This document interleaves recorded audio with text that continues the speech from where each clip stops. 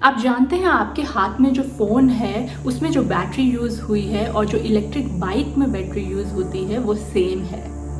आइए इसके बारे में और जानते हैं इस वीडियो में। हेलो नमस्ते यूट्यूब फ्रेंड्स, कैसे हैं आप सब लोग। आपने सिकंदराबाद फायर इंसिडेंट के बारे में तो सुना ही होगा। वहां पर एक इलेक्ट्रिक बाइक शोरूम में आग लग गई, काफ़ी मैसिव आग लगी। उसके ऊपर एक होटल लॉज था, आग वहां तक पहुंच गई। रात का समय था, सब लोग सो रहे थे, बहुत ज़्यादा स्मोक भी क्रिएट हो गया और उससे 8 लोगों की डेथ हो गई। It was deeply saddening and which make us realize again कि electric bikes और any electric vehicles are they safe। तो आज हम उसी के बारे में बात कर रहे हैं। We will go through electric vehicle बनता कैसे है और वो हमारे लिए सेफ है या नहीं, हमें लेना चाहिए कोई इलेक्ट्रिक व्हीकल की नहीं।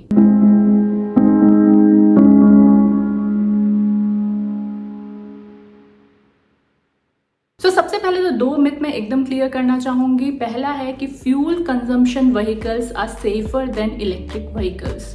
तो ये बिल्कुल गलत है, ये एक मिथ है। फ्यूल कंजम्पशन व्हीकल्स यानी कि पेट्रोल और डीजल से चलने वाले व्हीकल्स ज़्यादा इन्फ्लेमेबल होते हैं और वो ज़्यादा अनसेफ हैं इलेक्ट्रिक व्हीकल से।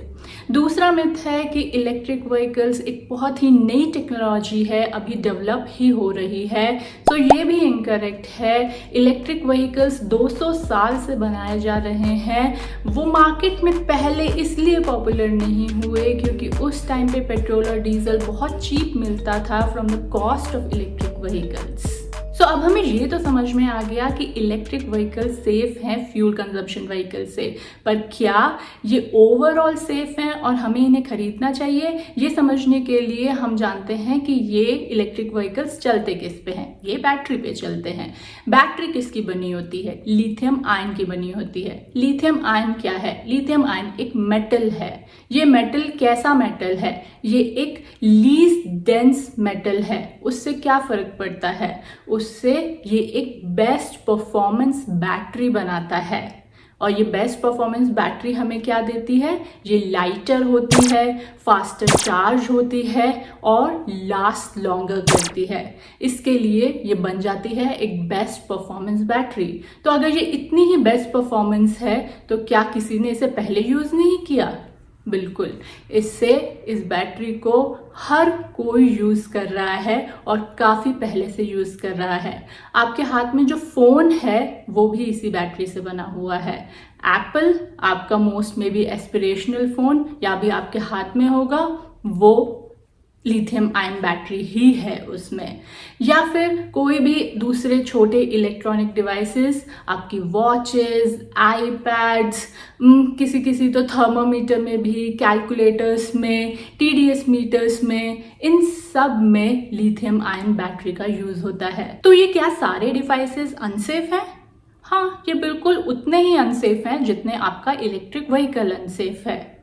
आपने बहुत सारे केसेस सुने ही होंगे ना, वो फ़ोन फटने के बीच में बहुत ज़्यादा सुनने में भी आए थे, फ़ोन फट गया। वो क्या होता है, करते थे कि लोग चार्ज करने के लिए पूरी रात लगा देते हैं या ओवर चार्ज हो जाता है आपका फ़ोन, तो आपकी बैटरी स्वेल अप हो जाती है और उसके इग्नाइट होने के चांसेस होते हैं और फ़ोन फट जाता है। तो ये बैटरीज जो हैं ये इतनी ही अनसेफ किसी भी दूसरे डिवाइस में हैं जितनी ये एक इलेक्ट्रिक व्हीकल में है। अब इसके साथ आपको एक दूसरा एप्पल का इंस्टेंस बताती हूँ। आपको अगर याद होगा, बीच में एप्पल मैकबुक ले जाना और इवन सैमसंग फ़ोन ले जाना, ये सब फ्लाइट में बैन था। बैटरी इश्यूज़ की वजह से ही था वो, क्योंकि अनसर्टिफाइड बैटरीज लोग लगा रहे थे इन डिवाइसेस में, which were making it risky to take it in the flight.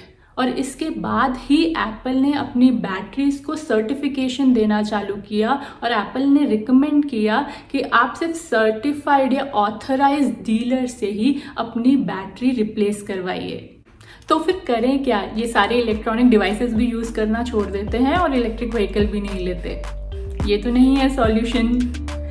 Solution ये होगा इसका, जैसे कि आप सेफली ये सारे इलेक्ट्रॉनिक गैजेट्स भी यूज़ कर रहे हैं अपनी डेली लाइफ में, वैसे ही आपको इलेक्ट्रिक व्हीकल भी सेफली यूज़ करना है। इसके साथ साथ कंज्यूमर्स तो इसको सेफली यूज़ करना ही है, पर जो मैन्युफैक्चरर्स हैं उनको भी कुछ बातों का ध्यान रखना है। तो मैं 3 पॉइंट बताना चाहूँगी जो कंज्यूमर्स के लिए भी हैं और कुछ पॉइंट मैन्युफैक्चरर्स के लिए भी हैं, जिसे हमें ध्यान रखना है before buying an electric vehicle. So पहला पॉइंट तो है ओवरचार्जिंग। तो कभी भी इन डिवाइसेस को आपको ओवरचार्ज नहीं करना है। जैसा इसके मैनुअल या इंस्ट्रक्शन गाइड में लिखा है, हमेशा वैसे ही चार्ज करना है। अगर आपने इसको ओवरचार्ज किया तो इसकी बैटरी स्वेल अप हो सकती है और इग्नाइट होने के चांसेस हैं। सेकेंड पॉइंट, हाई टेम्परेचर में आपको नहीं ले जाना है इसे। 54 डिग्री सेल्सियस के ऊपर का टेम्परेचर नहीं हैंडल कर सकती हैं ये बैटरीज। इसके लिए जो मैन्युफैक्चरर्स हैं उनको भी इसकी टेस्टिंग इंडियन वेदर के अकॉर्डिंग करनी चाहिए। इसके लिए मैंने शुरू में कहा कि ये जो पॉइंट्स हैं ये सिर्फ कंज्यूमर्स के लिए नहीं, ये मैन्युफैक्चरर्स के लिए भी हैं। और ऐसा नहीं है कि ये कंपनीज इस पे काम नहीं कर रही हैं। बड़ी बड़ी companies like Tesla, BMW are working on it and trying to make these batteries more safer for all of us. अब तीसरे पॉइंट पे आते हैं। तीसरा पॉइंट है कोई डिफेक्ट नहीं होना चाहिए इन बैटरीज में। इन बैटरीज के सर्किट में डिफेक्ट हो सकता है और उससे शॉर्ट सर्किट हो सकता है।